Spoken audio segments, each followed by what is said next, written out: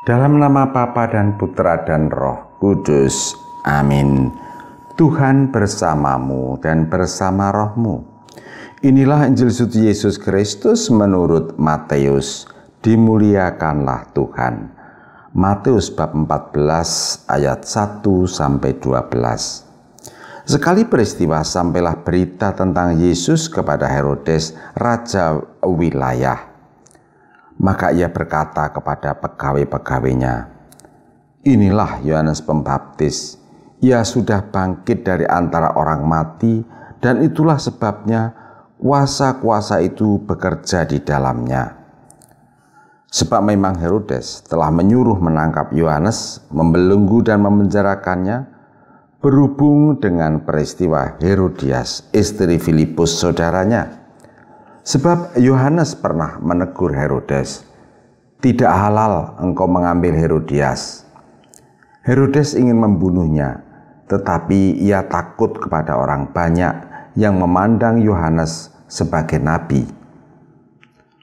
Tetapi pada hari ulang tahun Herodes, menarilah putri Herodias di tengah-tengah mereka dan menyenangkan hati Herodes, sehingga Herodes bersumpah akan memberikan kepadanya apa saja yang dimintanya. Maka setelah dihasut oleh ibunya, putri itu berkata, "Berikanlah kepadaku di sini kepala Yohanes Pembaptis di sebuah talam." Lalu sedihlah hati raja, tetapi karena sumpahnya dan karena tamu-tamunya, diperintahkannya juga untuk memberikannya. Disuruhnya orang memanggal kepala Yohanes di penjara dan membawanya di sebuah talam. Lalu diberikan kepada putri Herodias, dan putri Herodias membawanya kepada ibunya. Kemudian datanglah murid-murid Yohanes Pembaptis mengambil jenazah itu dan menguburkannya. Lalu pergilah mereka memberitahu Yesus. Demikianlah sabda Tuhan.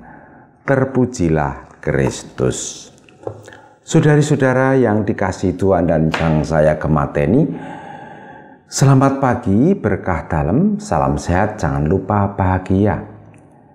Sebelum melanjutkan renungan saya pagi hari ini, saya mohon maaf atas kekeliruan kemarin. Renungan saya yang berjudul Bangunlah diambil bukan dari Yesaya 18 1-16, melainkan dari Yeremia 18 1-16. Mohon maaf atas kesalahan ini yang menimbulkan ketidaknyamanan. Sedangkan renungan saya pada pagi hari ini tanggal 1 Agustus 2020 berjudul Hitam Putih dan Abu-abu. Saudari-saudara, di dalam dunia pewayangan ada dua kelompok ponokawan. Kelompok pertama adalah Semar, Gareng, Petro, Bagong. Mereka ini adalah simbol manusia yang tahu membedakan mana yang salah dan mana yang benar. Mereka akan berbicara dan bertindak menurut prinsip yang benar apapun risikonya. Kelompok kedua adalah Togog dan Bilung. Mereka ini tahu mana yang benar dan mana yang salah. Sayangnya, mereka tidak selalu berbicara dan bertindak sesuai dengan kebenaran karena mereka tidak mau kehilangan kesenangan dan kenikmatan duniawi. Dalam bacaan Injil kita menemukan Herodes yang mirip dengan Togog dan Bilung. Herodes tahu dan senang mendengarkan pengajaran Yohanes Pemandi, tetapi karena tidak mau kehilangan muka di hadapan tamu-tamunya, maka memerintahkan membunuh Yohanes Pemandi. Herodes itu memang pribadi yang lemah. Yohanes Pemandi pernah menegur dia karena tidak halal mengambil Herodias, istri Filipus saudaranya. Atas teguran itu, justru Herodias yang memberi reaksi berlebihan dan kejam. Berlebihan karena meminta agar Yohanes Pemandi dijatuhi hukuman mati. Kejam karena menginginkan kepala seseorang di atas talam. Talam itu sama dengan nampan. Nampan itu biasa untuk menyajikan makanan enak atau barang yang baik. Tetapi menggunakan nampan untuk menyajikan kepala manusia itu adalah tindakan yang kejam dan menjijikkan. Rupanya Herodias ini mempunyai pribadi yang kuat, sayangnya kejam. Bisa diduga Herodiaslah yang meminta Herodes dan berinisiatif meninggalkan Filipus untuk menikahi Herodes. Herodes ini pribadi yang sebenarnya orang baik tetapi lemah. Saudari-saudara, di dunia ini sudah banyak manusia yang tahu mengenai ajaran kebenaran, bahkan mengajarkan kebenaran pada orang lain. Tetapi dunia ini tidak kunjung menjadi tempat yang damai sejahtera. Mengapa? Karena masih banyak Togok dan Herodes.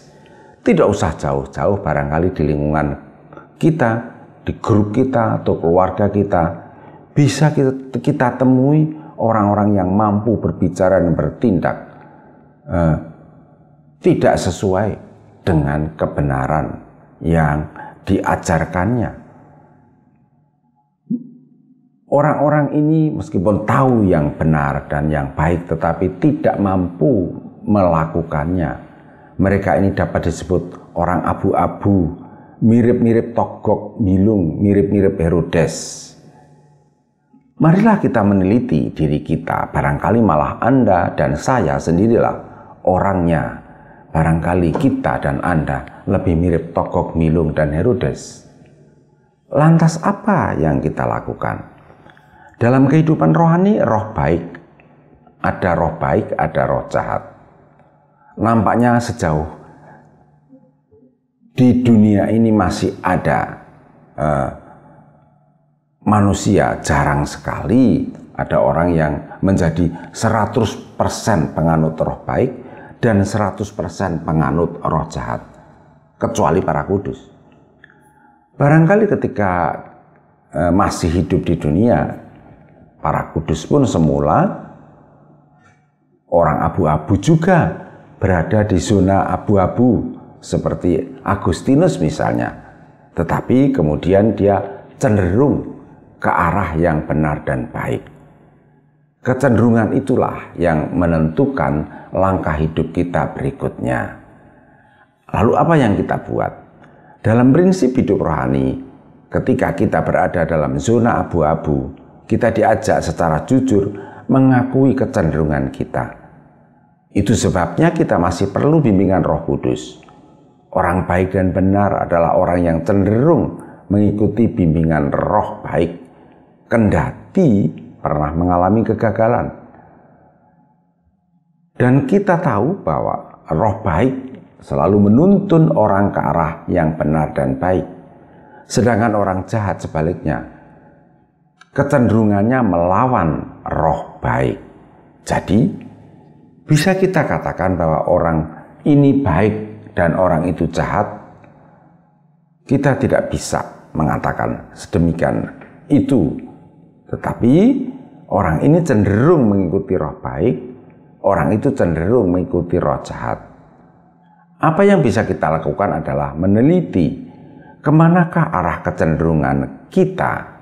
Lalu, marilah kita menempatkan diri di jalur kecenderungan mengikuti roh baik. Amin. Kemuliaan kepada Bapa dan Putra dan Roh Kudus, seperti pada permulaan, sekarang, selalu, dan sepanjang segala abad. Santa Maria Fatima, doakanlah kami. Dan semoga kita selalu mengalami berkat Allah yang Maha Kuasa, Bapa, Putra, dan Roh Kudus. Amin.